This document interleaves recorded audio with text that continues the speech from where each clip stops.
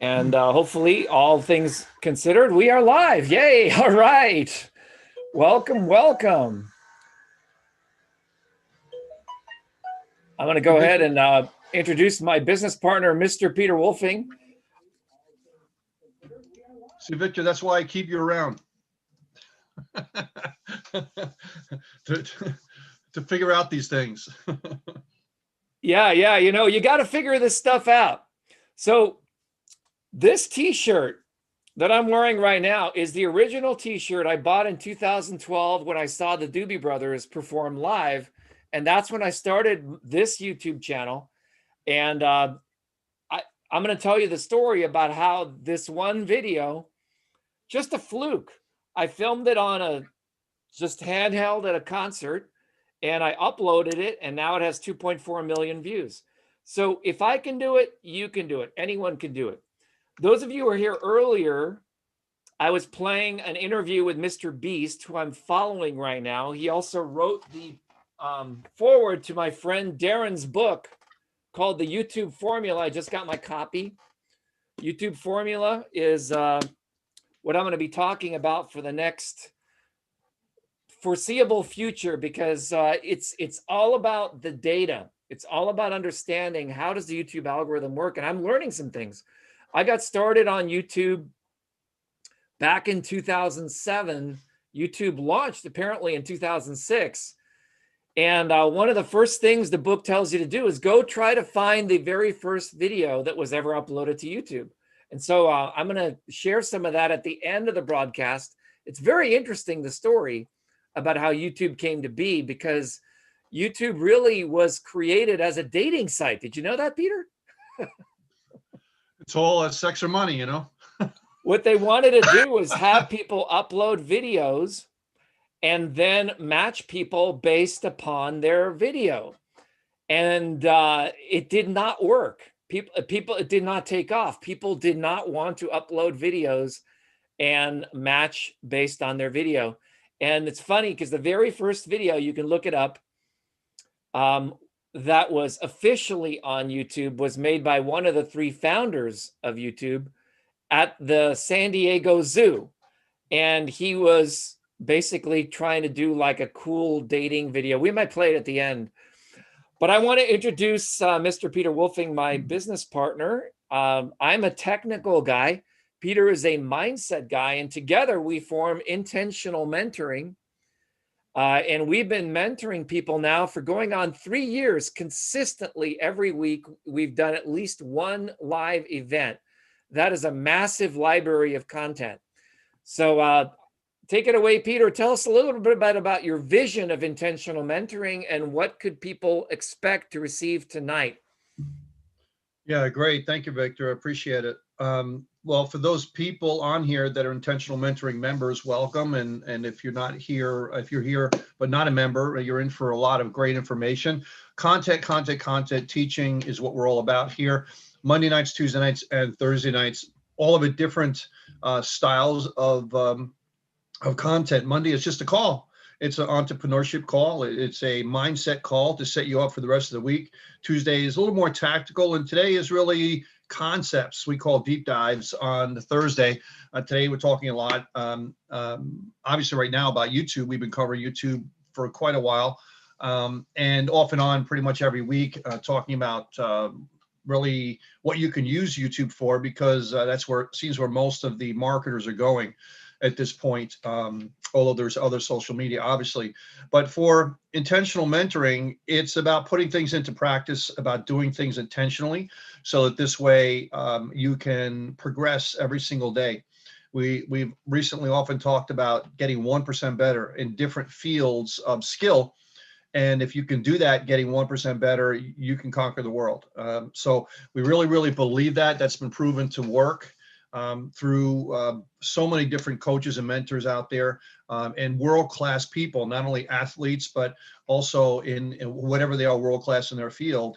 So we believe that if you can get better at sales, better at recruiting, better at lead generation, better at funnel building, better at marketing, all these different things, and better at just people skills, then you first start out at point 0.01% better, and get better and better at that all the time. So it's an incremental, step-by-step basis. It is not normally a holy cow, look what I just did kind of thing, or a lottery pick type of monumental jumps, but it's little steps every single day, little choices that you make every single day. Thus, intentional mentoring is intentional decisions of the choices you make every day to get towards your goal. So that's what we do here, and that's what intentional mentoring is. Back to you, Vic. Awesome, awesome. I just want to acknowledge some of the people who are here live. We actually have 2 sessions going on simultaneously.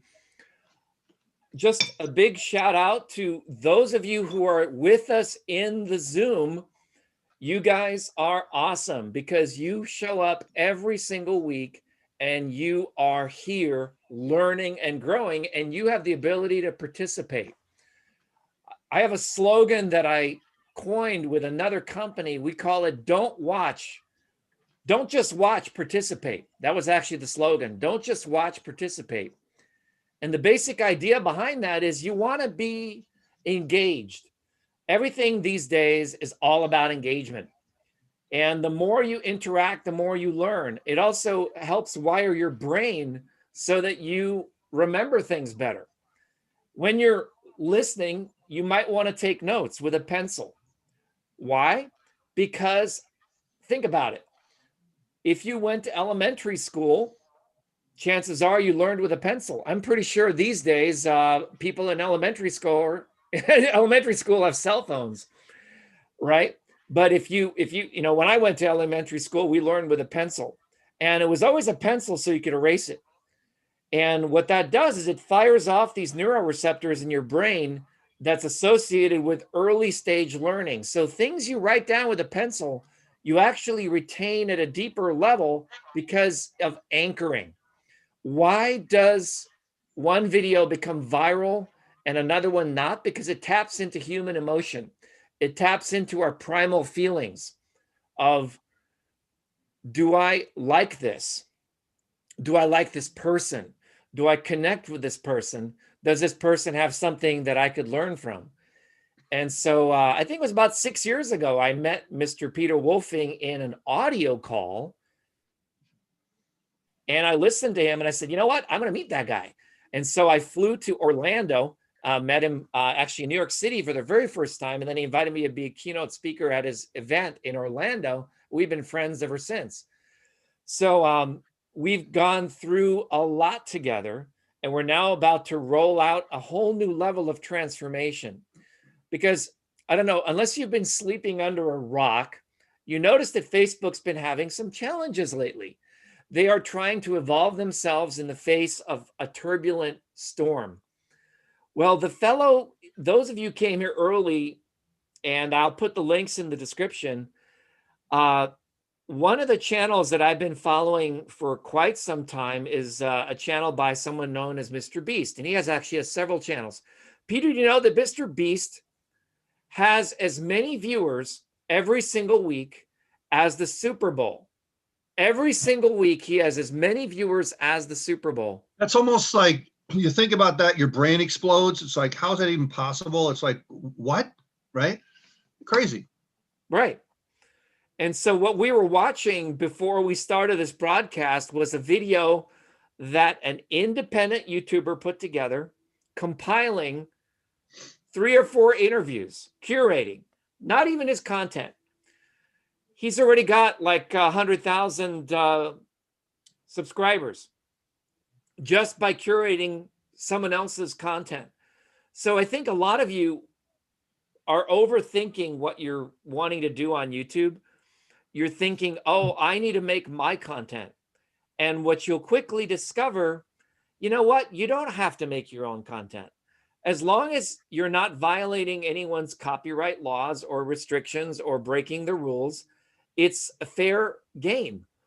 You can actually go and search for Creative Commons videos. You can also buy videos from Adobe Stock. You can go to, I was just introduced to a website yesterday by a friend of mine, for a low monthly fee, you have unlimited access to stock footage, videos, animations, and things like that. And you can assemble how-to videos that are really deeply engaging and powerful. So the keywords is engagement. So I prepared a presentation, which I sort of beta tested last night. I'm going to go through it again. And then we're going to go into some channel reviews and some deep dives and some stuff. Now, Peter, did you have anything prepared for tonight, or you just want to dive into? Vic, after looking at what we sent out and what you had put there, I think we have way more than enough content. So I'm good with what you have. Well, otherwise we'll be here another 3 hours. It's gonna be a deep dive for sure. By the way, how do you like the background? That's the new channel header on my channel. You know what that looks like, Vic? It looks like one of her musical pieces. Yeah, it actually is. So this background, what I did is I went to Adobe Stock and I bought the license for the #1 thing when you look for the word wave, right? And it's this sine wave. And that's what I put there.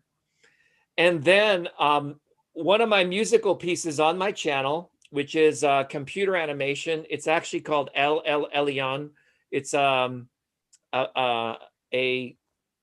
mystical piano journey that I took this, I literally went through my video that was randomly generated with all these mandalas and graphics.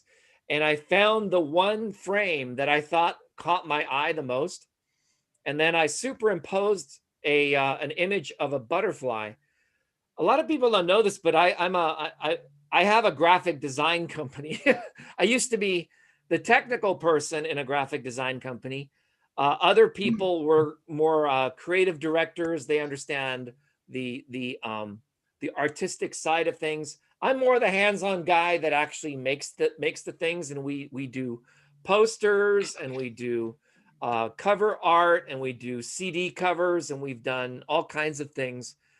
But I realized that I couldn't make this work of art without going back to my colleagues in Badass Graphics. That's actually what we're called, Badass Graphics, to create the art for this, because there's a lot of work that needs to go into how do you blend meaning with style, with something that's consistent and cohesive and just looks good. And one of the things I've come to learn, especially listening to Mr. Beast, he says he spent as much as like 15 hours on a 15-second section of one of his videos, right? And people will appreciate your attention to detail once you really start leveling up. And what we have to understand now is that YouTube has become a broadcast medium. A lot of people are really, really upping the bar on the quality. So my channel, it's kind of hard to say how, I was looking for something that would glue our channel together. My channel is called Tube Relevance, and it's all about being relevant on YouTube. It's my journey out of irrelevance toward relevance. It's all about how do we become, it originally started off as a blogging channel. In fact, my username is still Blogging Engineer because I got into blogging in 2012 with a challenge. And the challenge was given to me by my friend David Sharp. And many of you may know David Sharp. I met David Sharp in San Jose, in Silicon Valley, and the very first day, I raised my hand and said, okay, what's this blogging thing, and what do you advise me to do to get started? And he said, write a blog post every day for 90 days, and then go a little bit more. As soon as you have 100 blog posts written, you will understand blogging. And I said, okay, I'll take you up on that challenge. Well, right around, I think it was blog number 40 in his blogging platform, which I bought. It was like $25 a month. And what was kind of cool was I would blog and they would promote it and I would make money. And that was a network marketing company that's no longer around anymore, but many of us got started. Some of the great legends of the internet marketing industry, like Chris Record, my friend Chris Record, he got started in that company as well. and Alex Zubarev, who's also a dear friend, a mutual friend. He got started in that. Robert Probst got started in that. Scott Raley, who he's like now pulling in anywhere from 6 to 7 figures a month in sales on his e-commerce store. You know, he sells exercise bras, you know, sell what the people want to buy. He makes $1 million in sales selling exercise bras, has his own line. So you never know where you're going to end up. All you have to do is begin the journey. Scott was with us yesterday. I'm not sure if he's going to be here today, but you know, he's a very, very busy man making that kind of money. But I will be talking with him tomorrow. So Aaron says, LOL, I just want to acknowledge some people. I want to acknowledge the attendees who are here. Aaron Frost, Lemuel, good to see you. Lemuel Robinson, Michael Mars. I knew a Michael Mars, but I think he passed away. It's probably a different one. Ray Ashcroft, always good to see you. Robert Falls, Selena, always a pleasure. Selena is our official scribe. We love Selena. Don't we love Selena, Bob? I always say Bob. I was going to say Bob. Peter, don't we love Selena? Yep. Yep. She's the official note takers. And Tina Kearns. And live on YouTube, let's see who's with us right now. Well, we've got a few people. If you're watching us live on YouTube, please comment. I just want to acknowledge James Baker and Lyle and Florence. You know what? I love Florence. In fact, Florence, please put your contact information or your phone number in the chat. I'd love to offer you something. My business partner has a position open in her company because I think we could help you a lot. Florence launched a YouTube channel, and she had made some videos, and she did what a lot of people do. She was there yesterday. She stayed for the entire 3.5 hours. Do you know Florence, Peter? I don't think so. She is actually, she works, I believe, for Amazon. She emigrated from Ghana to escape the war. She got a full-time job working in Amazon, and she joined Easy One Up, and she wants to make money from home. And so she bought into some other capture page system, which I have no idea what it was, but I would never put my email address into it. We're going to talk about lead magnets tonight. And you got to think about this. The type of person you want to attract into your business, if your capture page won't appeal to that person, why are you spending the time asking people to opt in to that capture page, asking for their email address if it just really does not appeal to the type of person you are or your soul? So we have a whole new landing page system coming out with Easy One Up that we're going to show you at the end. So you want to stick around to the very end of this broadcast. We're going to show you that when we talk about lead magnets. So what is a lead magnet?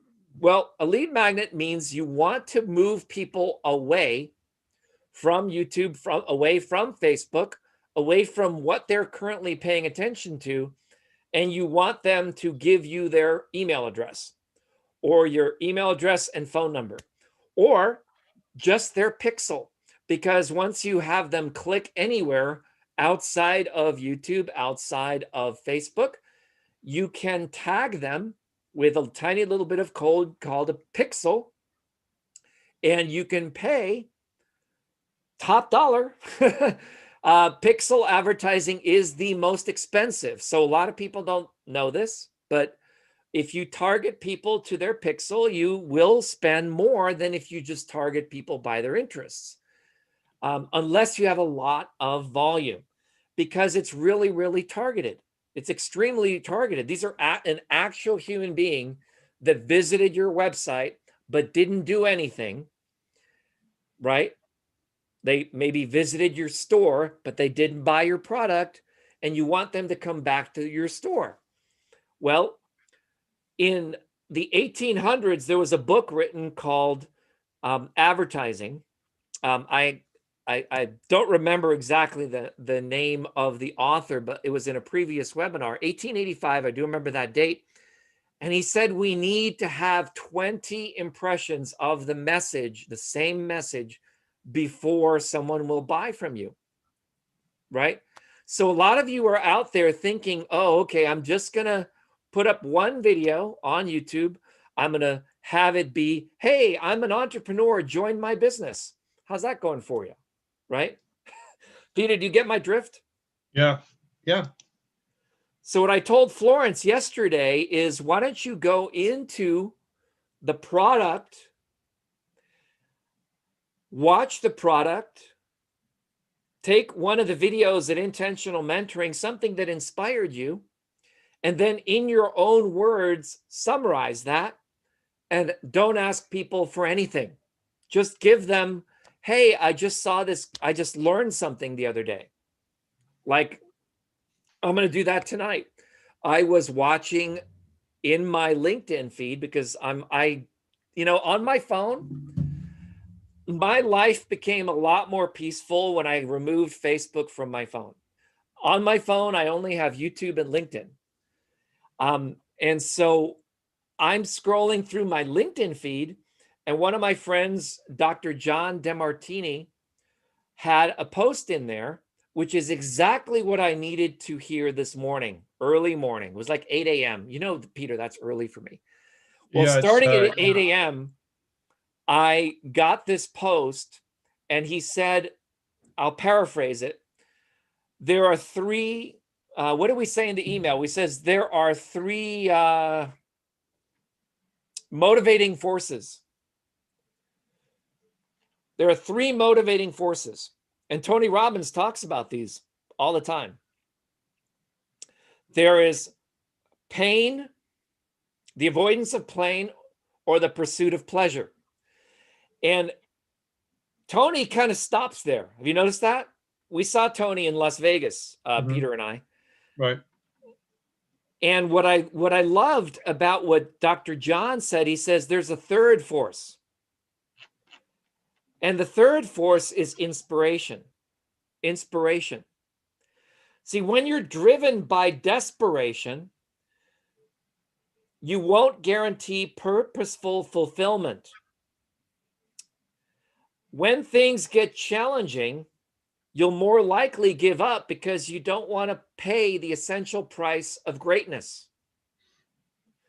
Those are the avoidance of pain and the pursuit of pleasure, right?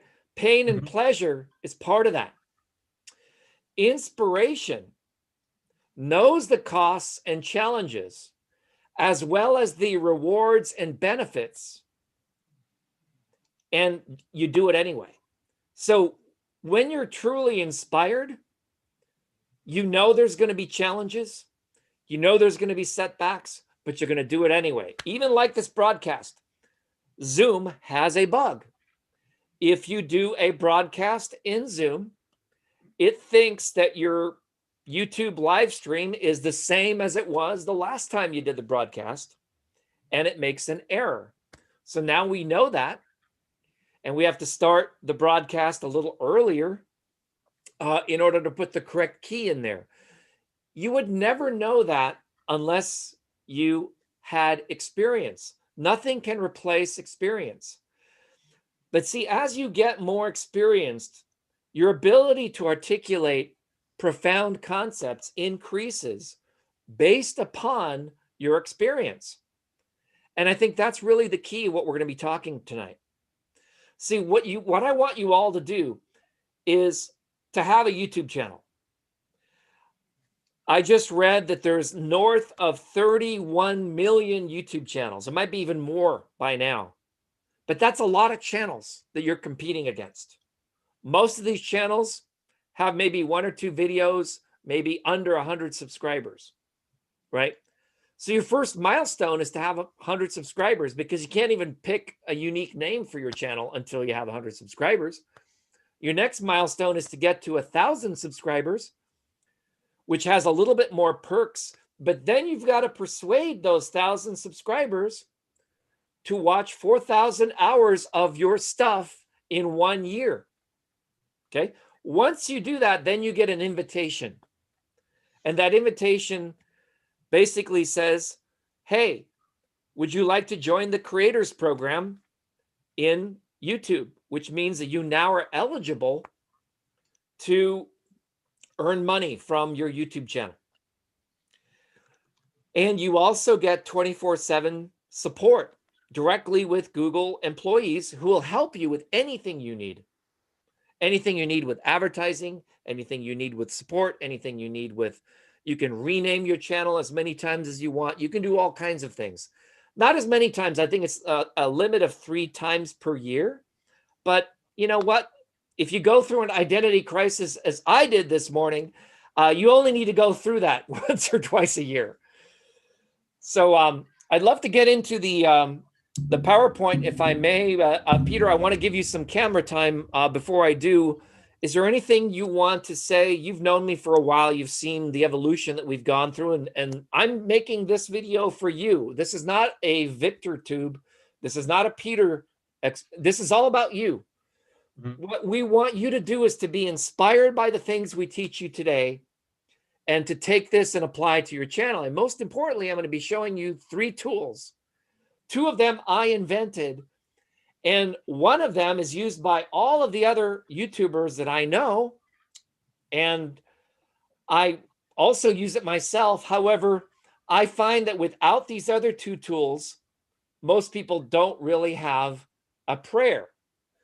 I would love someone like Mr. Beast or some of his friends to start using the tools that I invented, not just because I invented them, but I believe that there are things that those tools will do for them that they don't even know, and they don't know that they don't know because they don't have the tool. So back to you, Peter, and then I'm going to give a little bit of a presentation, and if we have some time, we will go into channel reviews. Those of you who are here in Zoom, you get first priority. So please go into your YouTube channel and paste in the link. Paste in the link in the chat of your YouTube channel, and we're going to do some reviews at the end. Back to you, Peter. Well, great, guys. You know, I can't really wait to get started with what Victor has to show for us today. I know we've talked about a few of these different items in the past, but he always gives it a different slant every single week, and I'm sure everybody here hasn't seen exactly what he's talking about. So let's get started. I think we're gonna have a lot of great information. Make sure that you take notes regarding what he's talking about, some of the key figures and numbers and website URLs and just concepts, because you can apply it to your channel, and take him up on that offer if he asks you to put in your YouTube channel. Back to you, Vic. Thank you, Peter. And if you have a camera and you'd like to be featured, please raise your hand. And you also have a microphone. And then I will bring you in as a presenter so that we can have an interaction about your channel. All right, so let's go.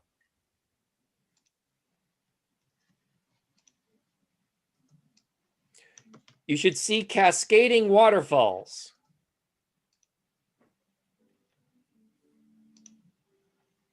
Do you see cascading waterfalls? You should see my first channel.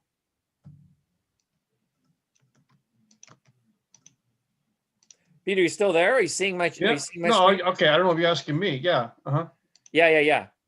Yep. Okay. My first YouTube channel. My first YouTube channel. I went back and I looked at the date. I started my first YouTube channel in 2007, and I have not done much with it. It still has around 25,000 views.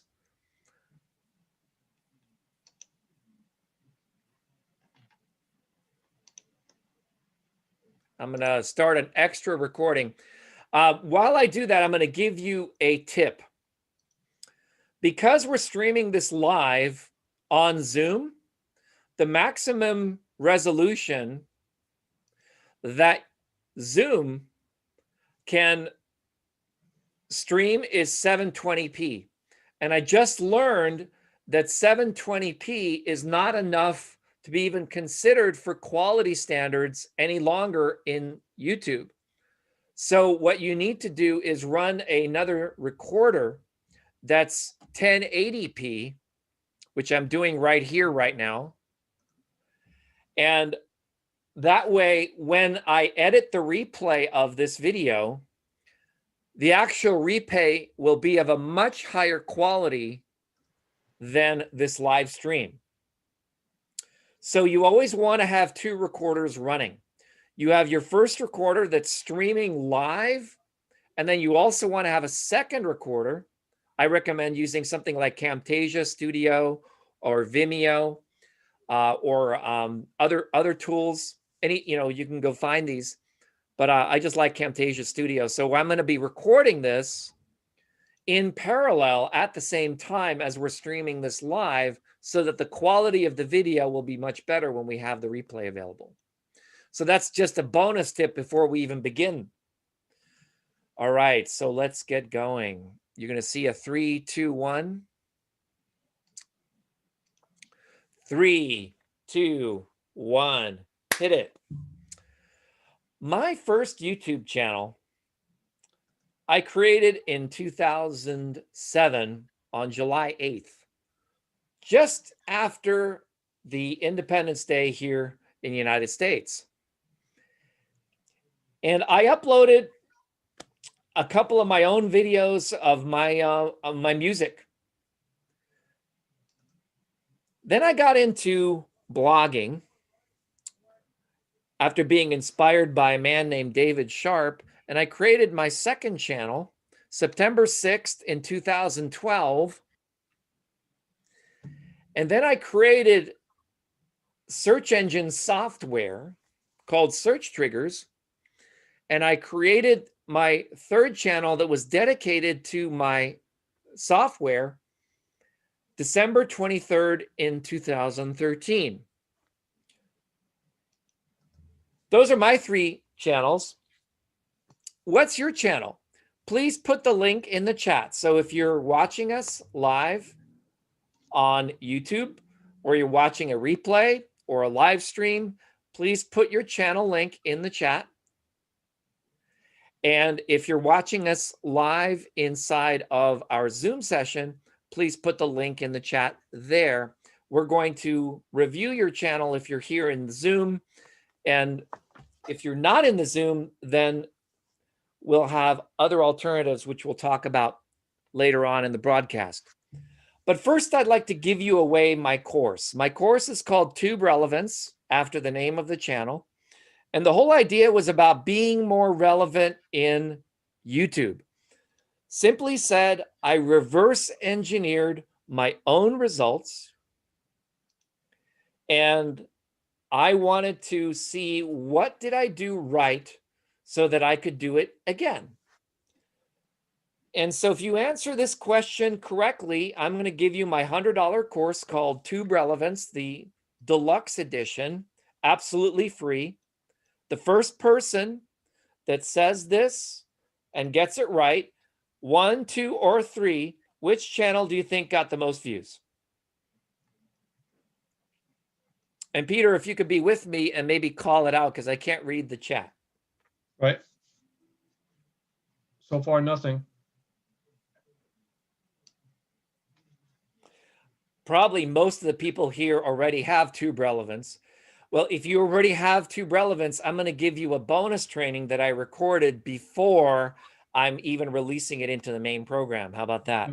Tina says number 3. Nope.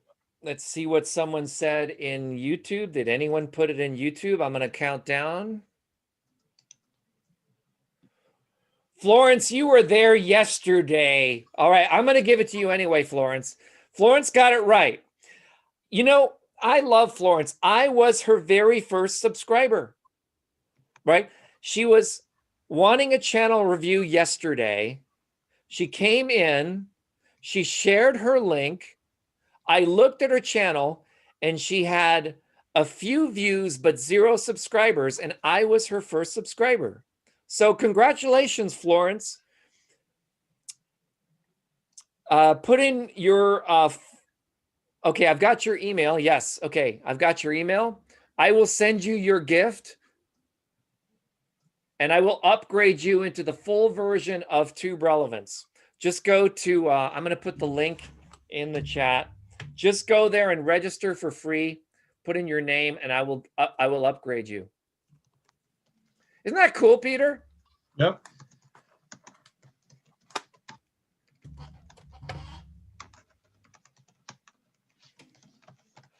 Awesome, awesome. Okay. You know what? Florence might actually eclipse me in terms of views, because there's actually now a young girl that is doing more views than Mr. Beast even. Can you believe that? So the correct answer is the second channel. Why? Feel free to write some comments in here. No gift, but I would love to know your feedback. So I'm going to prompt you a few. These are some of the questions I asked myself. Why? Why did it do so well? Did I do a lot of work? Did I put in a lot of effort, as a lot of YouTubers are suggesting we do? Did I optimize all of my videos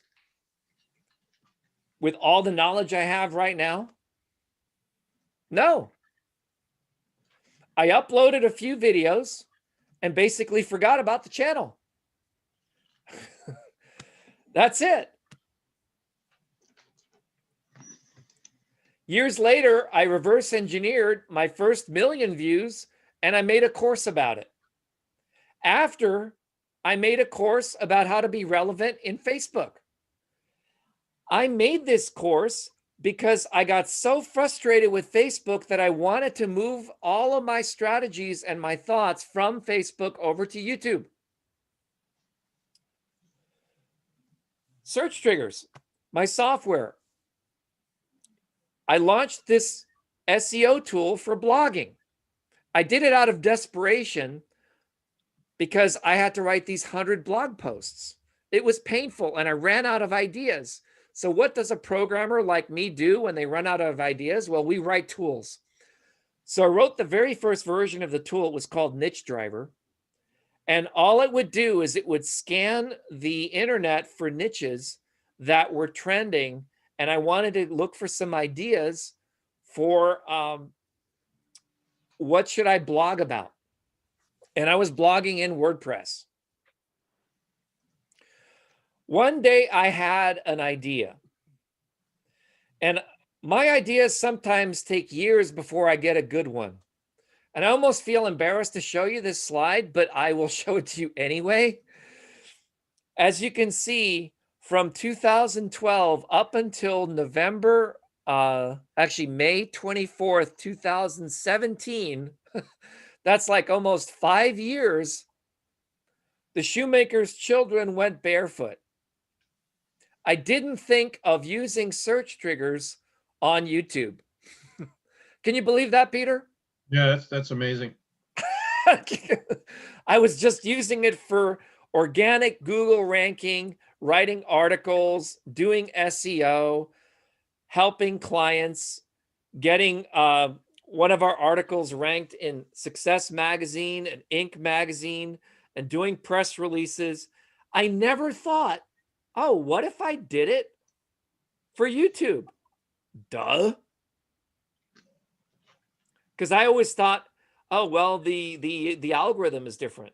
It's not going to work. But guess what? People are people, and it worked. It was really because of my friend Scott, who was on our show last night, Scott Rayleigh. I was teaching him SearchTriggers, and then he had the idea of doing it on YouTube. And then that was still, I think, in 2 years later, I was shy. How many of us can relate to being shy, right? A lot of people are shy, or they get overwhelmed with their own thing. I think I helped Scott with his YouTube channel, and then I didn't even bother doing my YouTube channel with the tool for 3 more years. So then I had this other idea. I created SociJam in 2018 and SociSNAP in 2019. And now this was a social media tool that I wrote for Facebook because I wanted to have nice bolds, italics, and emojis inside of Facebook. Again, I took quite a bit of time, but I had this thought, what if I tweak the title again, but this time with italics and bold in the title, and I added some emojis. And even though I got some traction, I saw another spike. I saw another spike just from making a small change. So there are 3 tools I use. I use SociSNAP, SearchTriggers, and TubeBuddy. And I'll put links below in the description. You can actually go to tubebuddy.com/SearchTriggers and send me your receipt. If you buy it, I will give you a free copy of SearchTriggers. But this is what I did inside of SociSNAP. This was a post that I made for one of our sales videos. And one of the things I learned is Facebook does not like it if you take even a screenshot of Facebook. So in order for the video to work in Facebook ads, I posted this on LinkedIn. And I found that I could post LinkedIn ads and look at it. Peter, you can see, which one do you think, which one do you prefer? The left side or the right side? Duh. Yeah, like left.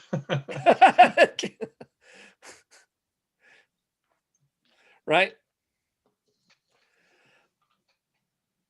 I'm really a slow learner. So for the past 9 years, this has been my YouTube channel. And I always wanted that event because it was a shining moment where I felt like I made it. This was actually in Denver, Colorado. It was an event with 5,000 people, more than 5,000 people in it. And there were several hundred of us who were asked to be on stage because we were the leaders of the company. And everybody was, shooting with their cell phones. And for the past 9 years, that's been the channel banner of my channel, because it was all about mobile blogging. And I realized, you know what? The channel's evolved since then. And truth be told, I was fearful of removing that image because it's such a cool picture. I didn't want to lose the picture because I have no idea where it is on my hard drive anymore. So every time it came to change the channel banner, I just never changed it. So yesterday, I thought, okay, I'm going to be real creative. And I'm going to talk about what is tube relevance? What is it all about? And I came up with this design. On a background of clarity, I'm going to bring out my laser pointer here. And this is really what our channel is about. And those of you who are watching, I want you to think about this, because you need to figure out, what is your channel about? What is the glue that holds it all together? And I said, well, it's about relevance. And relevance is like this ball right here. What do they call those things, where you hang balls and then they hit things, Peter? Not momentum balls. Yeah. Is it momentum So ball? this ball is going to hit this ball. This ball is going to hit this ball. This ball is going to hit this ball, and then you'll be successful. And so I thought about that, and I was sitting down and designing this. I thought, okay, if the relevance ball hits a male audience, which is the majority of my audience, they're going to trigger a female audience, which is now my target audience. They're both going to get together and use SociSNAP to creatively inspire a change on their posts, and that will make them both more successful. You see that? And that's what I call synergy. You see, when men love data. We love numbers. We love war. We love guns. It's in our blood. I mean, I love bows and arrows. I was a state champion in California in Boy Scouts in archery. Women love, typically, I'm not trying to be sexist here, but they love art. They love beauty. They love poetry. They love to be serenaded, right? Well, what happens when the analytical guy, that's why he's black and white, meets the colorful girl in a coffee shop? Magic happens. And I actually recommend that people don't even use SociSNAP alone. I think SociSNAP is better done collaboratively. And we're going to be going into collaborative design with SociSNAP on Tuesday. But I don't want to spend too much time on this slide. Anytime you're doing a channel review, at least for me, the first thing I do is I click on the videos tab, any channel. I click on the sort by, and I go by the most popular. And 8 years ago, I uploaded this one video, Doobie Brothers Listen to the Music live video, and I got 2.4 million views on it now. My other videos have 100,000, 100,000, 50,000, and so on and so forth. And then down here is this weird anomaly called how to create an API key for Google custom search that has 14,000 views. It's 3 minutes long, and it actually tells you how to create an API key. It's very helpful.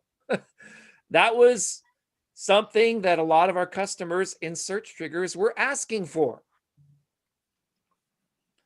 So when you look at my channel, especially as other people would say, well, this is kind of it's an alphabet soup of unrelated content.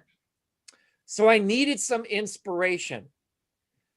And so I sometimes go to social media for inspiration. And so I went to LinkedIn, and the first thing I saw was this post.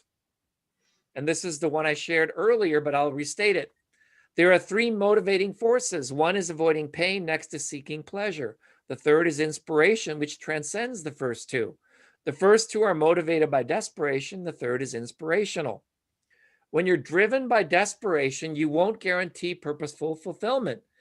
And when things get challenging, you'll most likely give up because you don't want to pay the essential price of greatness, which pain and pleasure are part of.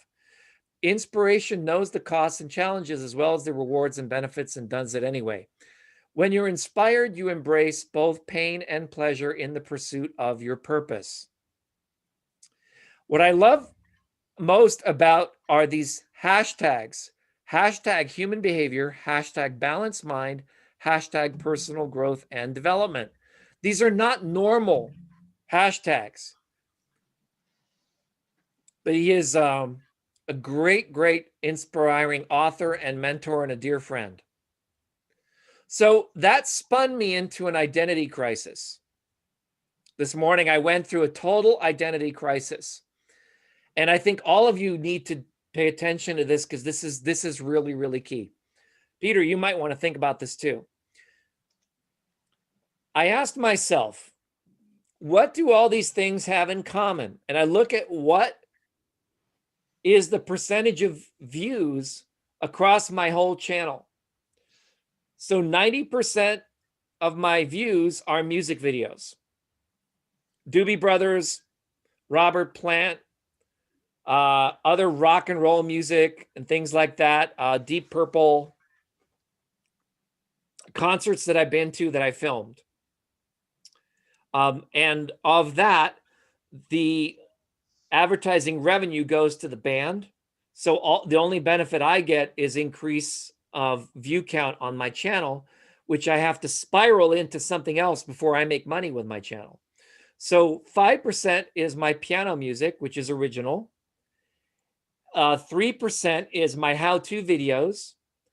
1% are my webinar replays. And I'm starting some travel videos because I have so many videos of places I visited, and I really want to bring some travel videos because they're very inspiring. So I reached out to my colleagues at Badass Graphics, and I said, what do we do? How do I make a channel graphic that evokes the emotion that I want for my audience? I'm not saying it's final. Do you guys want to see the result? Let me hear a yes from you in the chat if you want to see the result.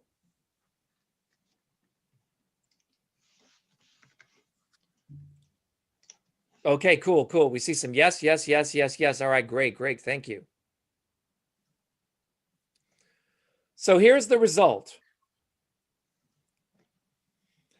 Cultivating inspiration. I came up with that word this morning. What I wanted to do was symbolize the same feeling as the bouncing ball, but I wanted to evoke the emotion that what my channel's really about is about helping you not just get to your first 1,000,000 views on YouTube and become a partner. That's what it was about, but really to inspire you to get up in the next morning and make that 100th video that you have to do. Just like I had to make 100 blog posts, I just read in the YouTube formula, thanks to my friend Darrel Eves. He actually has Mr. Beast, who wrote the foreword to his book. And Mr. Beast says anyone who's starting a YouTube channel needs to make 100 videos. Make 10 videos, then make 10 videos, then make 10 videos, then make 10 videos. And it's okay. They're all going to suck. And if you don't absolutely hate videos that are 6 months old in your own channel, then you're not doing it right. And I found that that was exactly the case. I have now close to 600 videos in my channel, and most of them I don't like. And that's what's interesting to me. I like my newest videos. And so I really feel like I'm on that trend. So my channel really is about using examples to cultivate inspiration, to move you towards your next stepping stone. And our function is to be like a butterfly and to harness the butterfly effect, that even a small change of 1%, 2%, maybe even 3% can have a massive impact on having your content be seen and found. And everything we focus on in our channel from this point forward is going to be to the furtherance of that. So I'd like to have a discussion, and everyone who raised their hand who wants to come on camera, we can do a little bit of a Q&A, and then we'll move to the next section, and then we'll close this out in about 30 minutes to or so.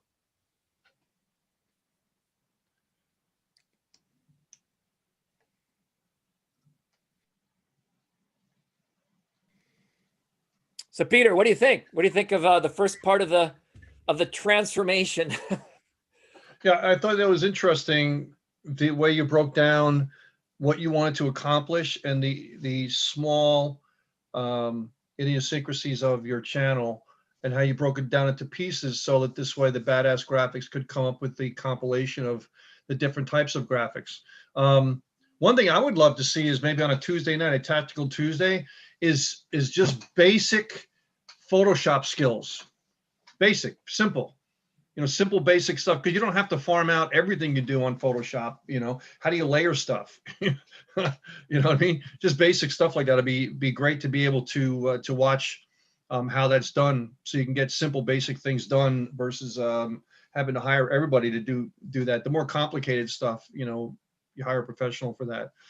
But I like the graphic a lot, the way it has so many different elements in it, but it's almost mesmerizing, where you want to see the different aspects of not only the background that you're in right now, but also your channel. And so there's so many different elements of color and design and movement and everything to it. So I like how you thought that out and put that in there. Thank you. Yeah, I actually learned something in Photoshop today, which I found to be really, really interesting, that you can mirror your main window to a second monitor, so that I could have the results be showing up and you could watch me do Photoshop on a second monitor at the same time as I'm working inside of Photoshop. I love Photoshop. I used to teach Photoshop. One of my dearest friends, I would love to bring him into one of these Zooms. He's one of the foremost mural artists in the world. His murals have been in golf courses, including from the former president and all of his in his place in Mar-a-Lago, and in in the entry rooms of governments and things like that. And he makes these gigantic, beautiful murals. And he does them all in Photoshop. And I taught him Photoshop. He was my landlord when I was living in Hawaii. His name is Thomas Christian Wolfe, Wolfe. And Thomas, you know, he's like the antithesis of me. This background that I made, I crafted it in under an hour with my team in Badass Graphics. Actually, I think we refined it in about 15 to 20 minutes after we had the key concepts down. Because things go really quickly once you actually have a master of the tool. He spends on average 6 to 12 months on a single image for a mural, and then he has it sliced up, and then he has painters, you know, with scaffolding that go and make this thing life size. And I think, you know, they charge hundreds of thousands of dollars per mural. When he first got started, he was, you know, I was fascinated because I saw he had a computer, and then he had a canvas, and he was painting on his canvas with a paintbrush, and he had this computer there. And then I had Photoshop, one of the earliest versions of it. I think it was back in, when was this, 99 or something like that. Actually, yeah, was it 90? I sometimes lose track of the time. But it was so cool because he saw me on my computer and he says, "What's that?" I said, "Oh, that's Photoshop. That's what I use for just doing simple ads and banner graphics and things like that." And he says, "Can you teach it to me?" So I said, "Sure." So I just started teaching him Photoshop. And next thing he did is he bought a stylus, you know, a pen with a tablet. I still use a mouse. I never could get into a stylus. I figure one of these days I need to do a stylus. And so he got a giant stylus and with a pen, and then he started drawing. And then after I taught him a few things, I came back to his office and he made it like a complete, beautiful painting in Photoshop. So it goes to show that, you know, the artist is within you. It's not about the tool, it's about the art. And I think a lot of people don't realize that, you know, the art is, for lack of a better word, it's a spiritual thing, right? Here's a man that innately had Photoshop skills, but he wasn't given the right tools. He had mastery of drawing with a pencil. He had mastery of drawing with a pen. He had a mastery of drawing with a paintbrush. And he could translate skills from one medium into another medium. And I think that's a lot of what we want to talk about tonight, is that you want to translate whatever skills you have into the medium of YouTube, into the medium, the online space, rather than just copying what other people are doing, because it's not going to work anymore. The algorithm's way too smart for that. What they want to see is that you are finding your calling, you're finding your purpose. Okay.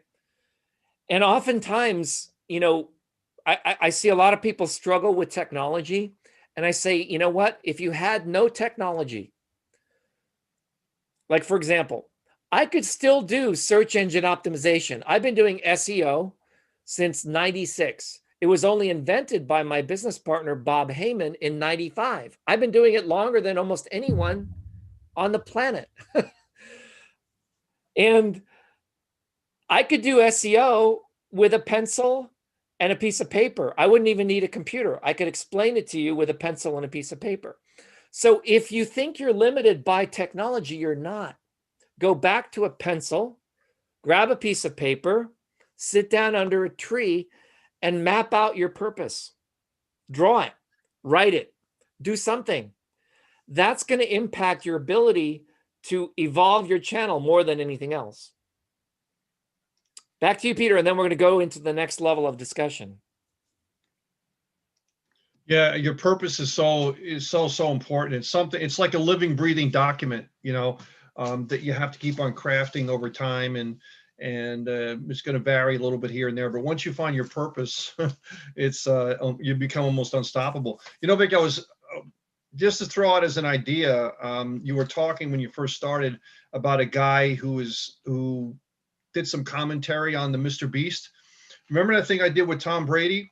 Why don't we do a curation of the Mr. Beast and see if we can do like right on the coattails of him a little bit, you know, and do a curation of some of the clips that he has and the best of the best, and then curate it and then put it up on a YouTube channel. Can we do that? Sure. Yeah. Yeah. You know, absolutely. We might be able to get a lot of views and learn some stuff, but a lot of views on you know, the popularity of this guy.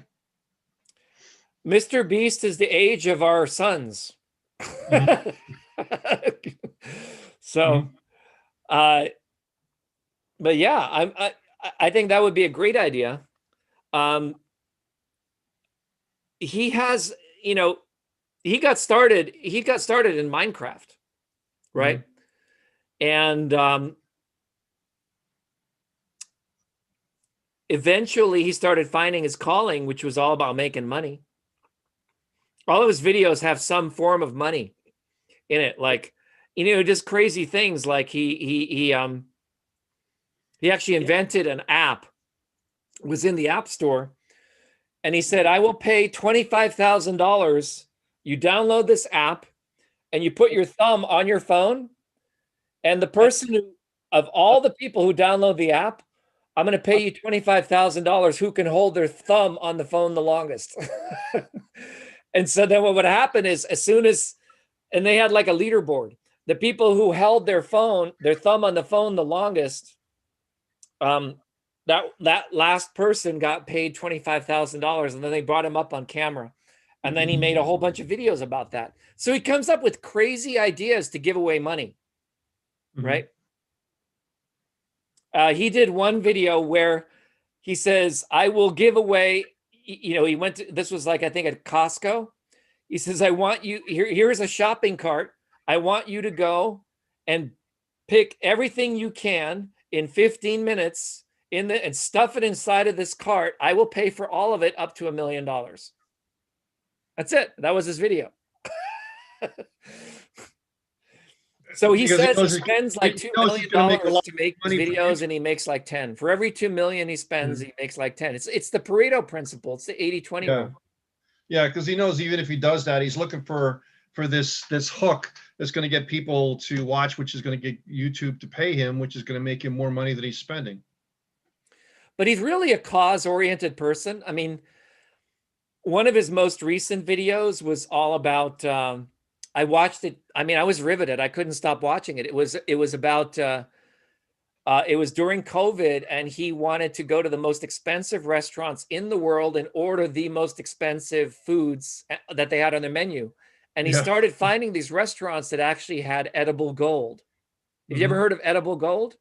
Yeah, you showed me that video. What was it, $80,000 pizza or something like that? Some crazy thing. $70,000 pizza and $100,000 ice cream sundae. And so then he invited some of his friends, and they just ate all this stuff. And then he put it on his Amex card and paid them. But then he later explained that, you know, it's a form of giving back in a way, because he left like a $25,000 tip or something like that. It's his way of giving back to the restaurant owner, right? Because most people during that pandemic were not able to do that. And he has so much revenue coming in from his channels. It's like negligible. And when you see a lot of his videos right now are more oriented toward people serving others. And I think his heart's really in the right place. I really like Mr. Beast. He's very, very wise. I mean, very, very wise for his age. Very, very wise. My son's a millennial, 23, and he just showed me a video. Guy talks a lot about money and finance. He's getting really a lot into finance and money.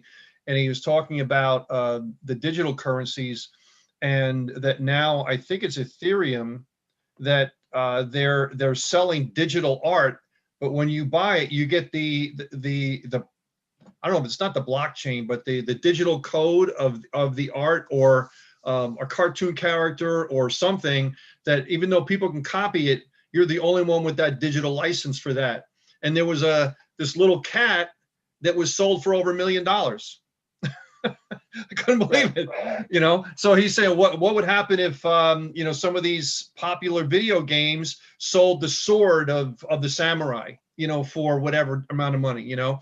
And it's because the digital art is like the next new frontier, that how can you price it? You know, it's just a whole nother, another way of quote unquote art, you know, and certain people will pay for that, for the digital rights, for the digital version of that art. And I thought it was fascinating. I was, you know, who would think of something like that? But people, you know, pay for it. They pay a lot of money for things like that. Yeah, exactly. Exactly. So actually, one of the things I'm going to do tonight is I'm going to do some channel reviews, and I was going to do a channel review of Mr. Beast, and I was going to make some suggestions on how to improve his channel. Mm-hmm. So, because I saw a few things in there that I would actually do on a data analytics side, and who knows, he might actually see this video. Hopefully he will. Okay. So I'm going to go back to the presentation, and here's the thing.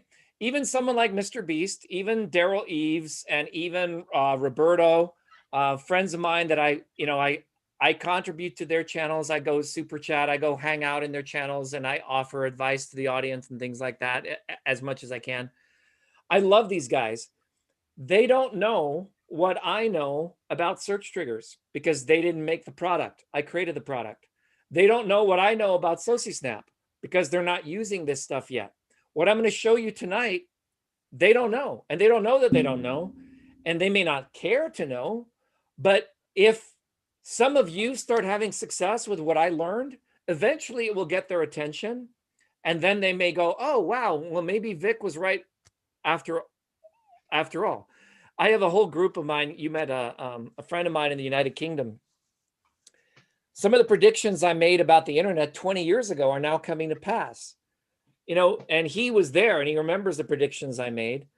And, you know, it's like, I told you it would be like this, right?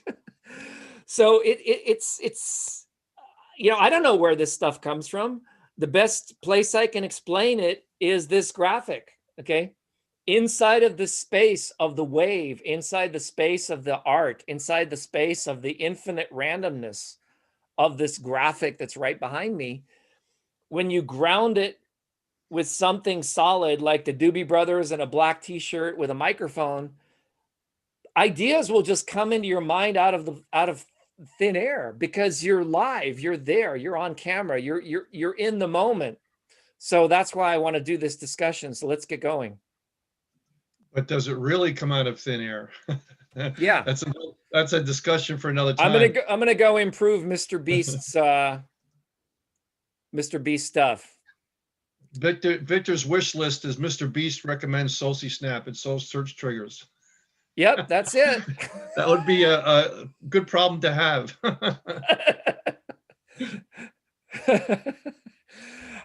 That's my new motto right now, called start with SociSNAP. There you go. Then we'll move into Super Chat. Yeah.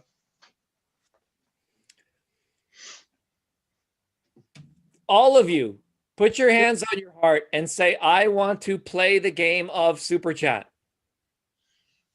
Do you know what Super Chat is, Peter? You know what it is because I showed it to you. Yeah, you showed it to me, yeah. Yeah. All of you want to be playing Super Chat. Super Chat is this tiny little $ right next to a chat icon where you can give a highlighted message. A highlighted message. So picture this. I contributed a question with my channel name to a super influencer, this guy, Darrel. He's responsible for 60 billion views on the internet from all of the people he's consulted, including Mr. Beast, who did not really exist until Darrel coached him. That's one of the reasons why, you know, Darrel was Mr. Beast's mentor, technical mentor, not content mentor. And I had a chance to be in and ask a question to Darrel, and I did so by clicking on a super chat. And I actually have the screenshot of it right here. So basically, what is this? Once you reach a certain level with your channel, and the baseline is around 30,000 subscribers, but there is a trick that I can show you, not tonight, but once you have 1,000 subscribers, if anyone has 1,000 subscribers, please let us know. Okay, put in your subscriber count in the chat. But anyway, it's a tip, right? So take a look. You see that receipt? You successfully made a super chat purchase from YouTube on the channel Darrel Eves. And I made a contribution. I asked my question and he answered the question. So I want to talk about it's your turn. Okay, it's your turn. For all of you who are watching us live, you're welcome to do a super chat if you want to. We will take you. However, I want to serve the people who are in Zoom first. My advice before we go into channel reviews is I'm going to break down the things that I see most YouTubers do, which is typical in a channel review. And then I'm going to talk about the 3 things they don't do, which I do in my channel reviews and why it's different, which is why I feel that I can actually go and review Mr. Beast's videos for a few minutes. Channel art, okay? You want to pay attention to your channel art.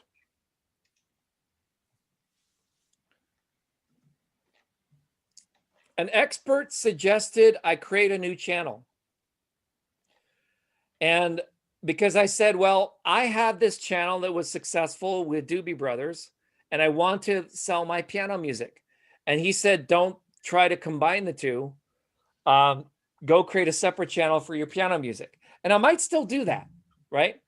But I said, okay, I want to do something with my channel. I want to rebrand it.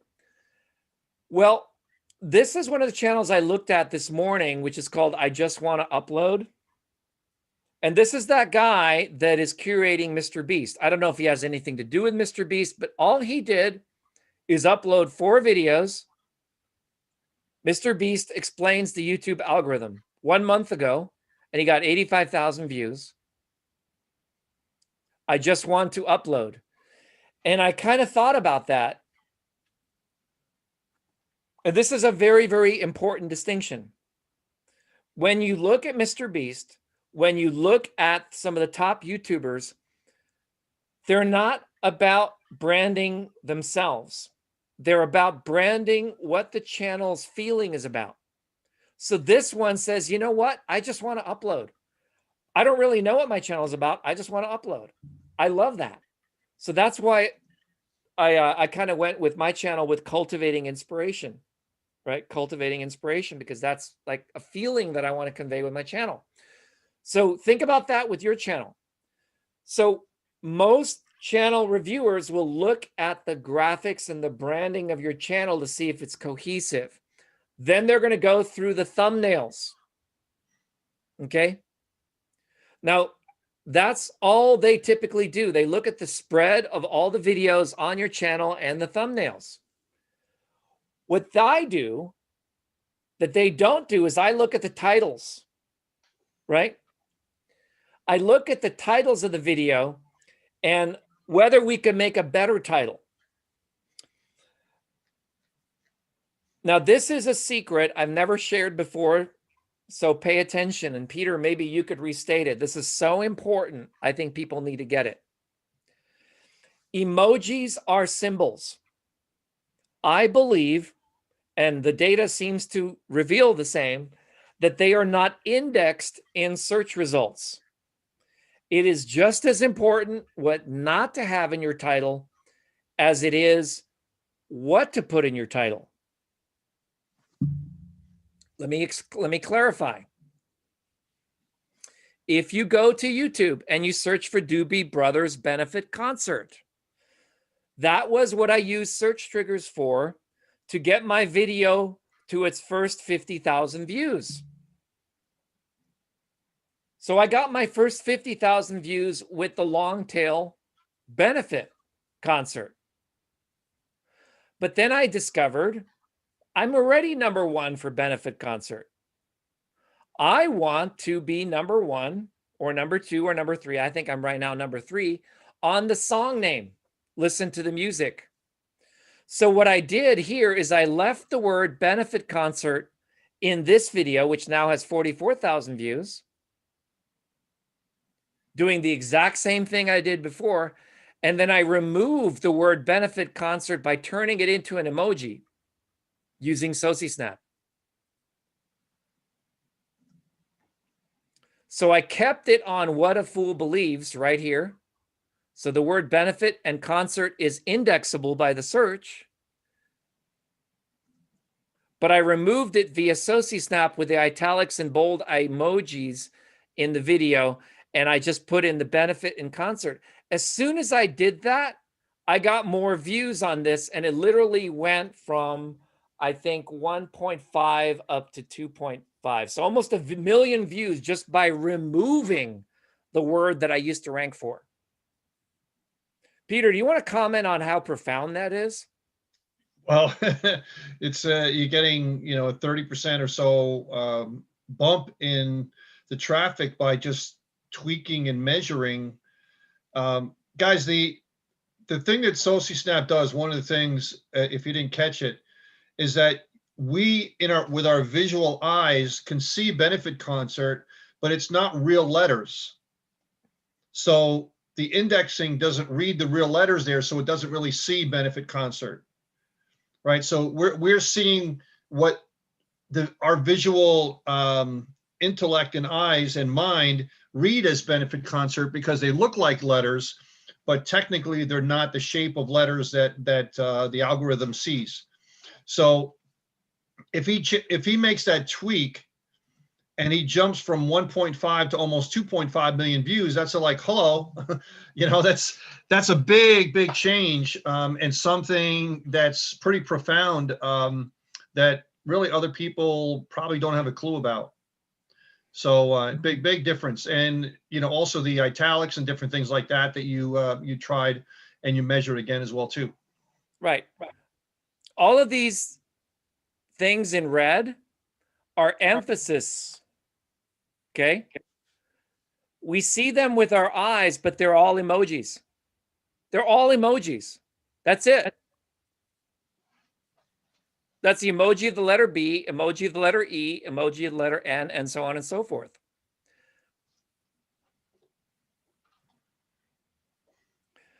What that did is allow the title to just read Doobie Brothers Listen to the Music Live, which is the word that I now am ranking for. If you actually go search for it, you'll see that. And then I added lyrics to see if that would be, because what I did is I looked that this was what a lot of people were looking for. So I got another bump because of that. And then I put the lyrics in the description below. So they only need to go to that one video. They can watch the video. They can enjoy the music. They get to get the feeling of it. And they also have the lyrics. So what I was maybe going to do next was maybe do the chord chart. It's hard on your brain. And this is me talking to myself, okay?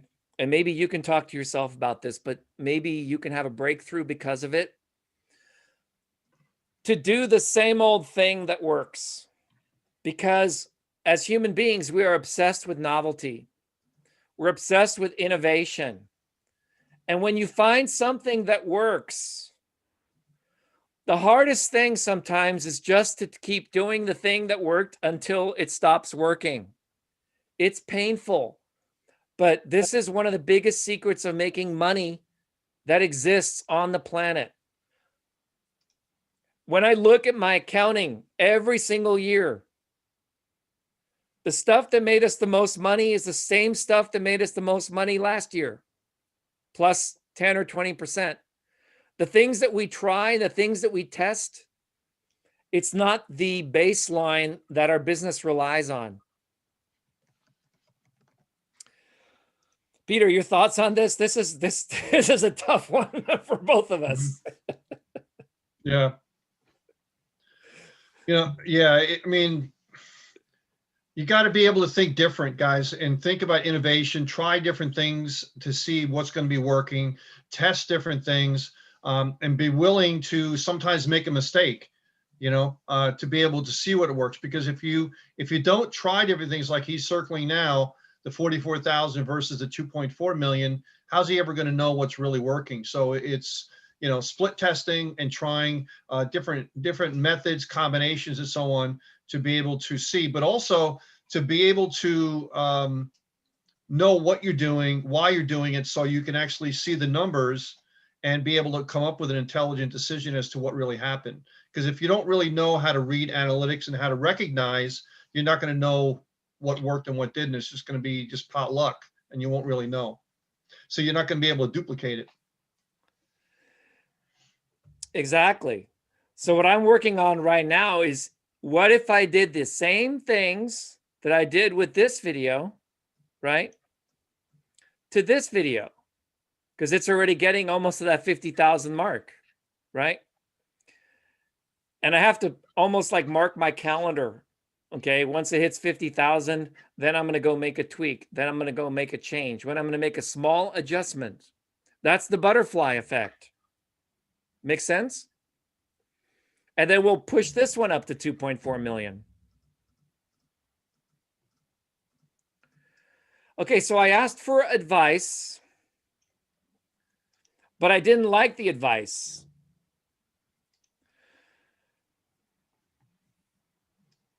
I think that slide was actually out of place because I already covered it.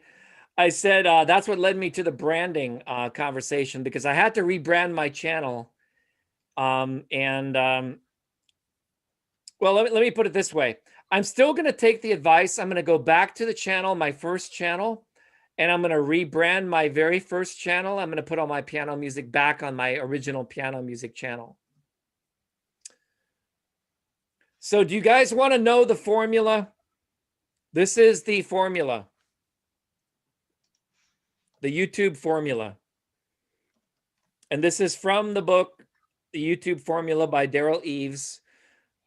It's so simple. It's in the first chapter. I'm sure Darrel doesn't mind if I share it, because I want you all to go buy the book anyway. You're going to. It's a great book. You want to hear the formula, Peter? Yeah, go for it. Love it. It's so simple. Try. Just try things out, right? Come up with a crazy harebrained idea. Fail. You know what? Try 10 videos. Not 5, not 6, not 7, not 8, not 9. You don't have to upload, there's a myth. We upload videos every Tuesday. You know what? There was a top YouTuber that debunked that theory. I watched his video. He said, especially when you're getting started, you're going to do worse if you put the stress on yourself to do a video every week. Make 10 videos. 9 of them will fail. Take the one that succeeded. In my case, I uploaded 8 videos in 2 days. One of them got 2.4 million views. Go figure. All the other ones got 500 or 600. 9 years later. Step number 3, analyze. Study the data. That's why you need the YouTube formula, because it'll tell you what to look for in the data. That's why you want to watch the videos on our channel in the Master Student section. That's why you want to make things happen. Know how to analyze your data. And the final step, adjust. Be willing to adjust the things you can. I'm doing that all the time. I wasn't getting many subscribers, right? So what did I do? I went to one of the top videos in the music niche, and they had this little statement: like and comment, share our videos to encourage us to post more. Want private playlists and uploads? Blah, blah, blah. Subscribe to our channel for more live concert footage. I copied their little thing. I went into SociSNAP. I made it look cooler And then I went back to all my oldest videos and I dropped that in on the second line. Another thing I did, actually I had it on the first line for a while and I noticed that the views dropped. So then I put it on the second line and I went back to just plain text to describe what the video is about. Listen to the music by the Doobie Brothers, recorded at a live benefit concert in 2012 at the B.R. Cohn Winery in Sonoma County, California. It's not, hey, check out my video, look how cool it is. You know, no, it's factual, it's simple. It basically says what the video is about, and that's what causes, when people see it, they trust it and they watch the video. When I had this scammy stuff, when I had this stuff, right? When I had that in the first line and I had this other stuff lower, my video didn't perform as well. And that's what I mean by adjusting. And all of you, you've got to do sub confirmation equals 1. Sub confirmation equals 1. I shared this yesterday. You get your channel name, you tack on question mark sub underscore confirmation equals 1, and then email that to everyone on your list. Email it to every person on your list. Say, guess what? Hey, you could do an email. Peter, you and I should do an email like this. Hey, we're trying to move our content off of email onto YouTube so that you don't miss anything. Please click this button and subscribe to our YouTube channel. Thank you for being a subscriber of our email. You could even say, you know what? We're only going to be sending email to our customers. So you've been on our subscriber list for a while. We're going to be canning everybody who's in here for free. Mm-hmm. If you want free stuff, go to our YouTube channel. I don't care what you say. You've got to get people off of your email and having them subscribe to your YouTube channel. Because guess what happens? As soon as you upload a video, everybody sees it who's your subscriber. And that trains the algorithm that people like your video. It'll get you out of the gate. Any comments about this, Peter, before I move on? Well, it's very, very important that you train the algorithm, because these are bots, right? So you can train the algorithm good or you can train it bad. It's almost like a habit in yourself. There's good habits and bad habits, right? And you can train yourself to have a bad habit and train yourself to have a good habit. So what we're doing here is we're looking to train the algorithm of Google that what's coming out from here to your email is a good one, that you want it, okay? And so when you're training to do this, you're doing it slowly at first to be able to get them used to it, and thus a lot more of your emails are going to get through. So very, very important. That's probably the biggest part of that whole section that really hit me all the time. Yep. Thank you, Peter. Mm-hmm. All right, so let's go into the channel review. I'm going to do this channel review quickly as if Mr. Beast was in the audience right now. And I'm going to go through Mr. Beast's traffic. He has his traffic equals the Super Bowl every week. Okay? The Super Bowl every week. So this is what his channel looks like. Okay? So we're gonna review this together, Peter and I. The first thing I see here, I'm going to bring up my laser pointer, is I have no idea what this square is or why I should care. So if I was to be critical of Mr. Beast, I don't understand what this symbol is. And why is it inside of a box? It looks like a mistake.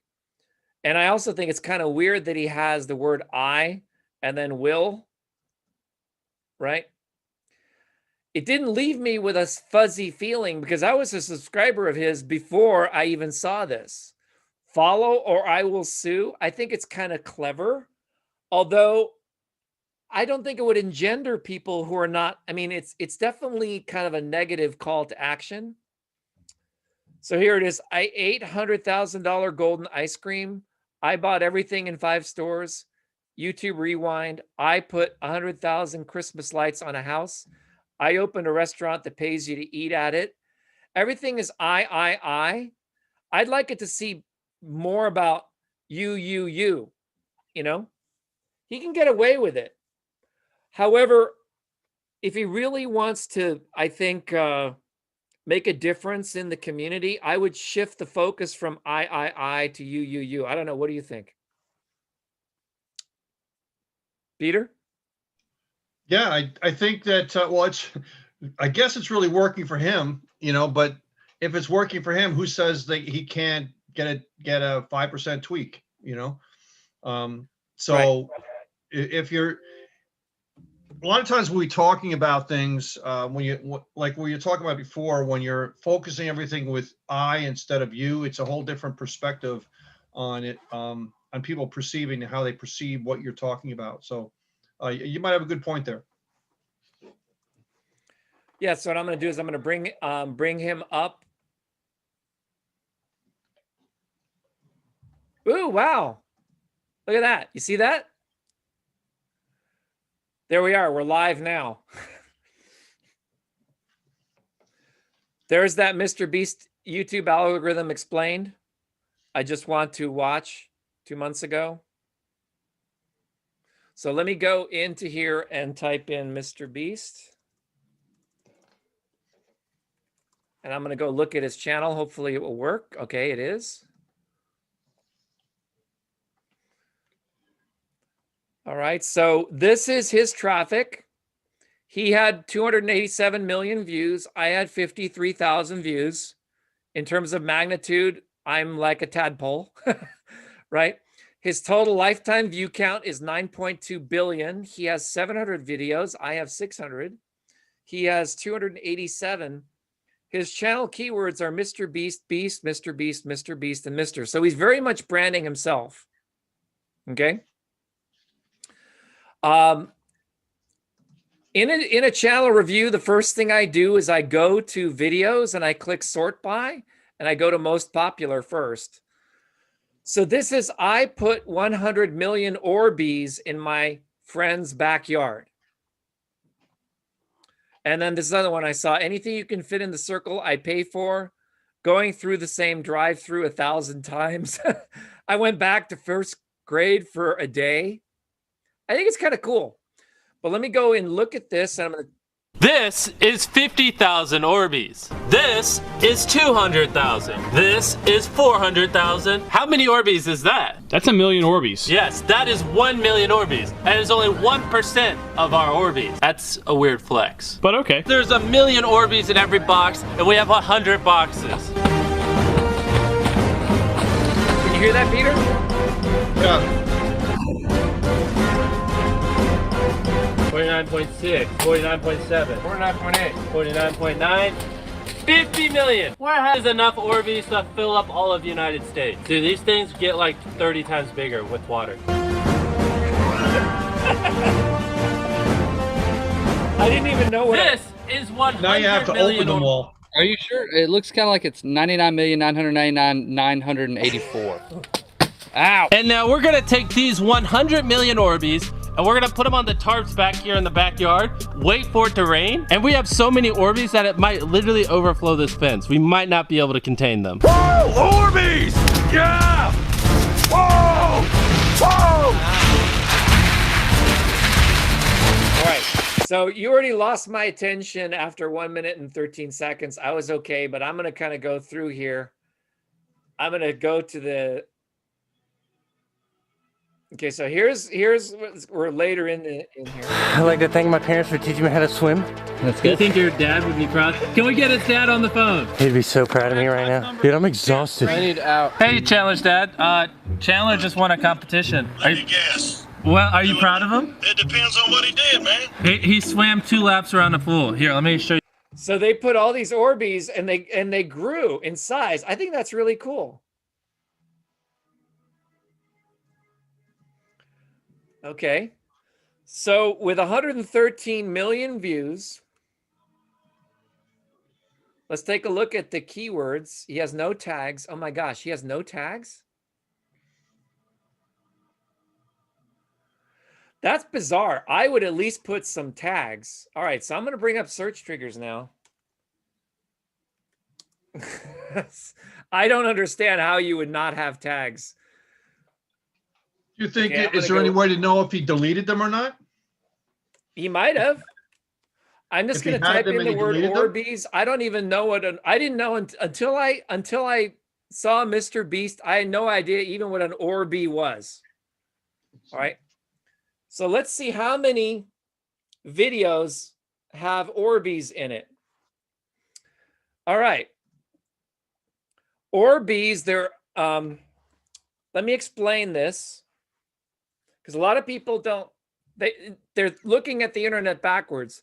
They're looking at, okay, I put 100 million Orbeez in my friend's backyard. It got 113 million views. Now, I never even knew what an Orby was. So this video obviously went viral just on the pure shareability of it. Okay, it's certainly Victor, that's what my son just said. He says, yeah, I know Mr. Beast. He said he doesn't need to do that because everybody knows him already. So it's pure shareability. Well, I understand that, but if Mr. Beast also did SEO, even if a 20% increase, Yeah, that would be an extra $2 million. He could give he could give 1 million of it to charity. yep. And, Just a another thought, right? $500,000 to SociSNAP. Yeah, there you go. to the Victor Retirement Fund. Yeah. Yeah. So what I'm going to do is I'm going to go into these and I'm going to gather some data. If I was him, why wouldn't I just pay somebody, just to do that for me? I mean, that Right. doesn't make any sense. Okay, so an Orbeez gun. There's an Orbeez gun. Let me explain what this is, okay? The length of the bar is, we ask YouTube, we say, hey, in the word Orbeez, what's relevant? Okay, number one relevant thing is Orbeez. So it has the longest bar. Then there's a pool. And then there's a gun. Simultaneously, we ask Google. We say, hey, Google, in the world of Orbeez, what's relevant? And Google says gun, right? Gun. And so my counsel to Mr. Beast is you should make a video about the Orbeez gun, right?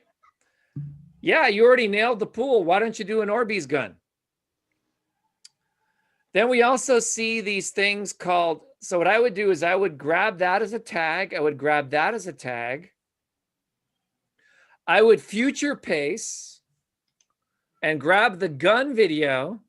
I would grab Orbeez Mr. Beast and I would grab Orbeez balls, everything that's relevant. And yeah, you can get one at Walmart. So that's a good one. We might as well add Walmart into the keywords. And yeah, that's enough.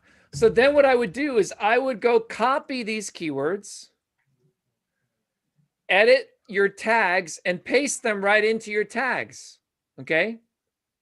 That's what I would do first and foremost. Okay. The second thing I would do is I'm now going to analyze this in a private window. I'm going to go to YouTube.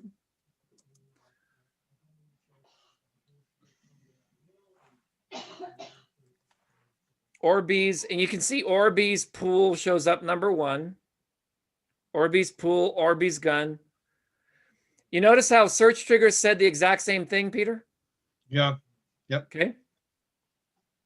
So if I just type in Orbeez, and look, someone named Unspeakable did the same thing, and he got 9.2 million views just by copying Mr. Beast a month ago. You see that? Yep. So if I type in Orbeez pool, let's see if Mr. Beast is still number one. Nope, he's not. He's number three. Okay. So I would replace the word backyard, and I would change the word backyard to pool in the title. I would get rid of I put. I would ask a question like, what happens? And then I would use SociSNAP to remove them, and so they would become an emoji. And let me see what emoji I would use. I would use I'm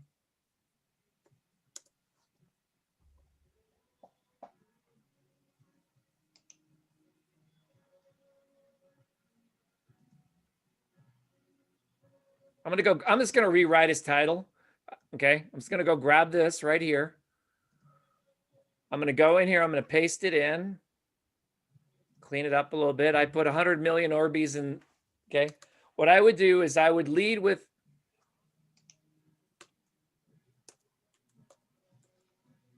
wah. I would do something like wah, and then I would pick I would go as like favorites is ones that I used in this particular account. I would go into popular, and I would probably do something like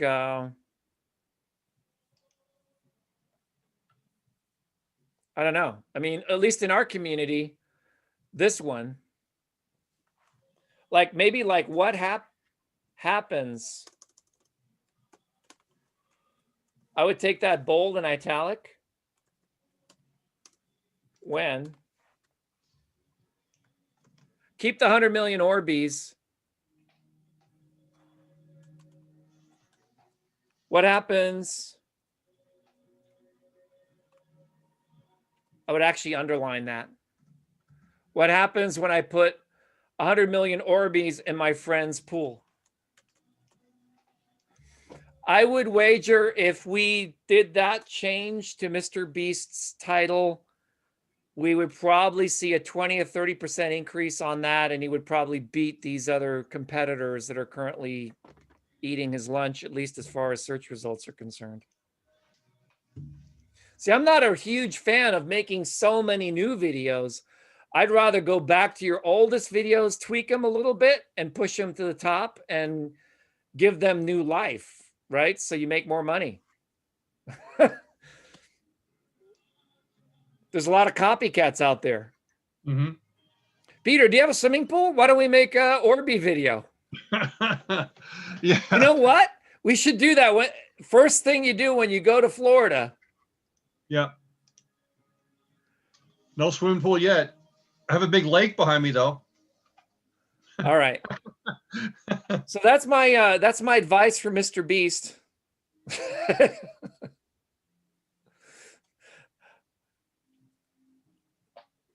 Let's see if we can get that to 200 million views or 1 billion views, and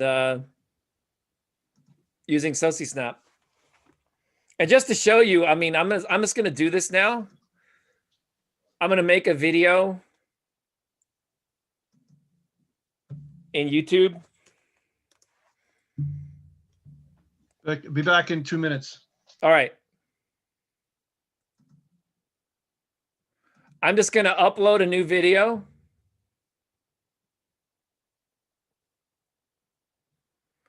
I'm just going to upload a temporary video, just a little 23-second demo video.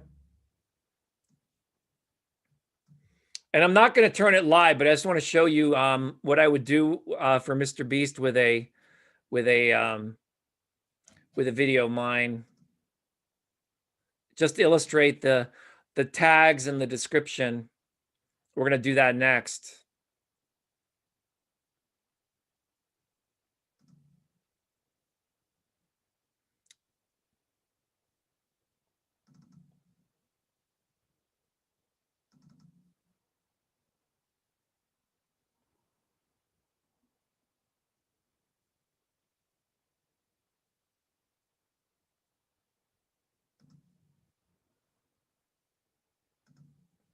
I'm just uploading a dummy video for now. Okay. So I'm just going to grab that title from SociSNAP.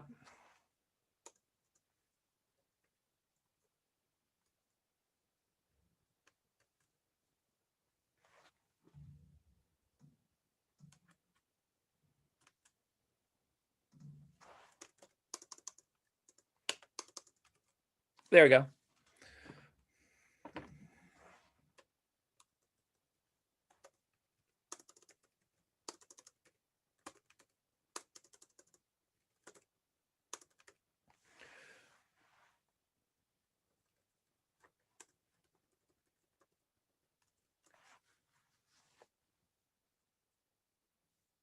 So that would be the title that I would use for this video.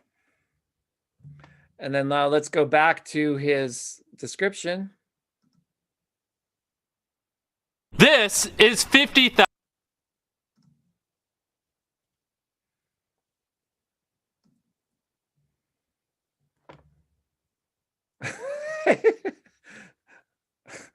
That's pretty funny. Follow both these and I will have your kids. This was the craziest thing we have ever done. LOL. New merch, shop Mr. Beast, subscribe or I take your dog. I don't know what I could say about that. Let me see if he has captions, if they're any good. This is 50,000 Orbeez. This is 200,000. This is 400,000. How many Orbeez is that? That's 1 million Orbeez. Yes, that is 1 million Orbeez. And it's only 1% of our Orbeez. That's a weird flex. But okay. There's 1 million Orbeez in every box, and we have 100 boxes. His captions are pretty good. 49.6, 49.7, 49.8. 49.9. All right, so he has the captions. 50 million. Where has enough Orbeez?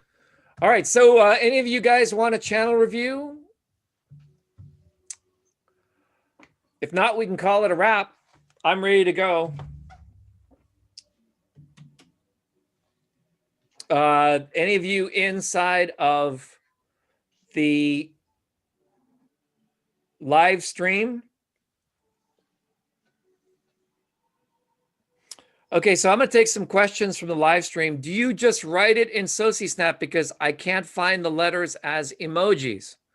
Okay, so let me explain that. What SociSNAP does is it translates font into emoji. That's what it does. That's what the tool does. So when I go to a Google Doc, okay,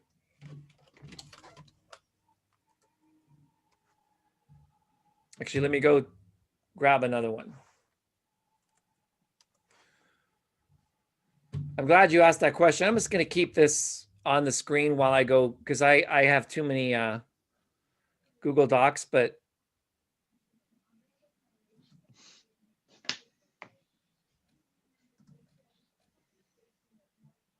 okay, here we go.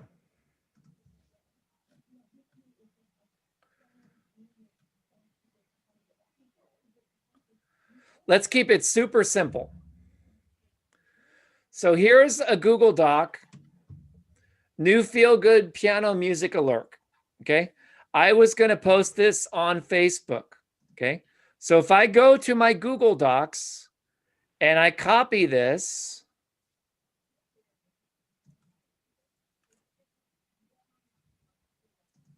and I go to Facebook,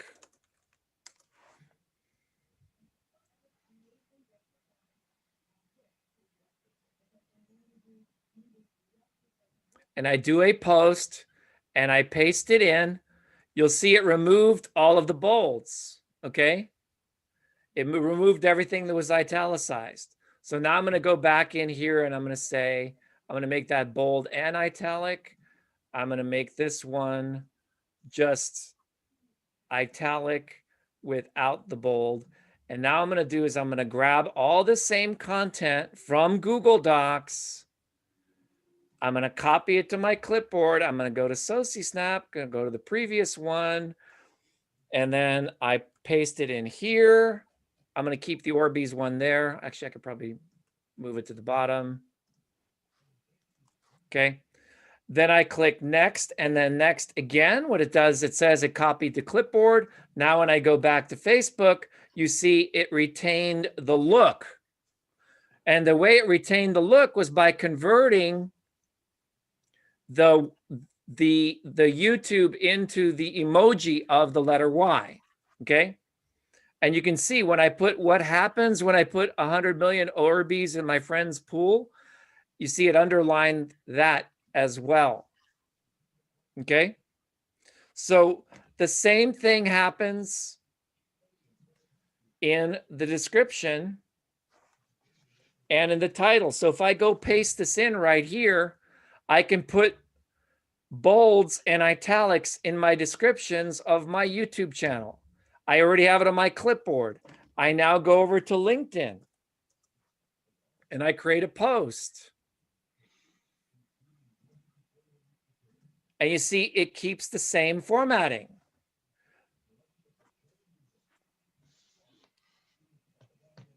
But thank you for asking, Katrine. That's what it is. We have tested it in all of these social networks. Just because we've guaranteed that it will work in all of these platforms does not mean that it won't work in platforms we haven't even thought of. It's on your clipboard. All you do is paste it in. Okay? I can paste it into the chat.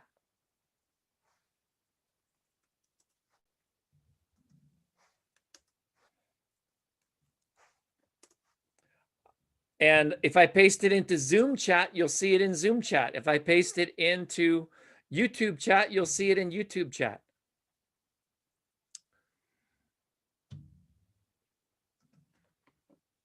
Okay, so I'm going to go see if anyone has put in a YouTube channel for me to review. If not, please get your guys' channels ready by next Tuesday. We'll continue this. Does anybody have their YouTube channel? Going once. Going twice. Going thrice. 3 times. Okay, you guys are got to get to work. I don't know what to say, Peter.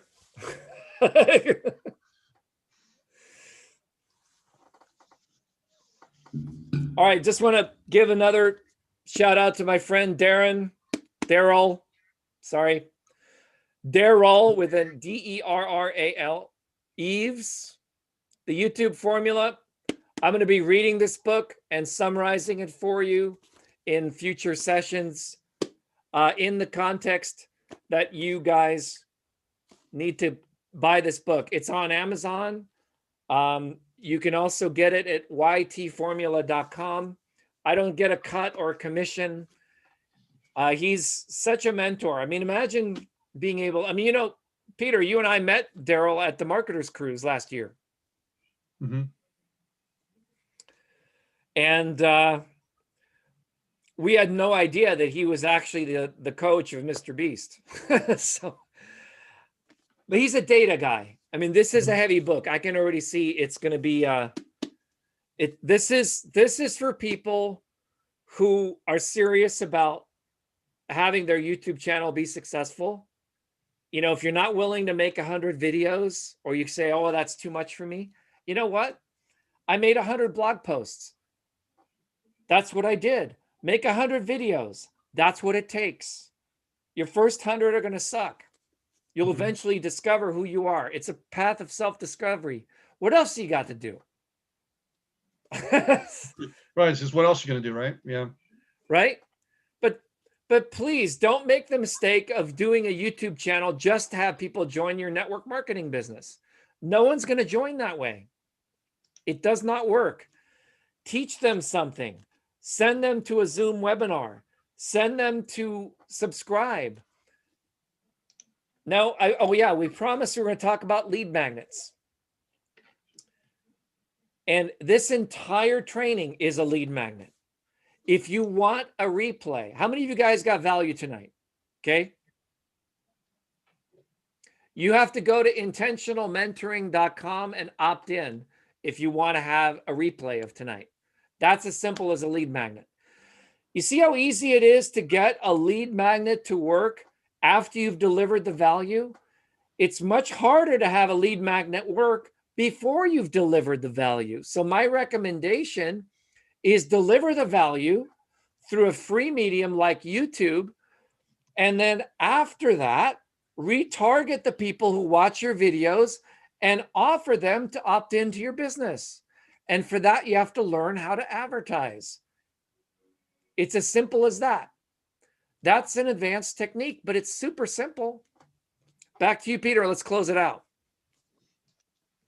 All right, guys. Hey, thank you so much for coming on this presentation and watching all about Mr. Beast, 50 million subscribers strong, and dissecting what he's doing and how we might be able to improve that. The presentation also very strong with the PowerPoint, going into a lot of detail about different things, SociSNAP, SearchTriggers, and just tons of content in the past 2 hours. So those people that are members of Intentional Mentoring, want to thank you for coming on.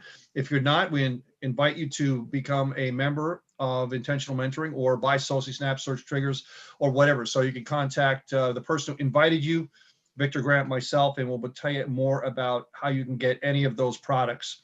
So Vic, thank you so much for this. And coming up next week on Monday at 7 o'clock, we have our call. And again, Tuesday and Thursday is the Zooms as well. So back to you, Vic. Thank you so much. All right. All right. So thank you all for being here tonight. I'm Vic with Tube Relevance, and you saw it here first. I love to see what happens next. Bye now. Bye, everybody.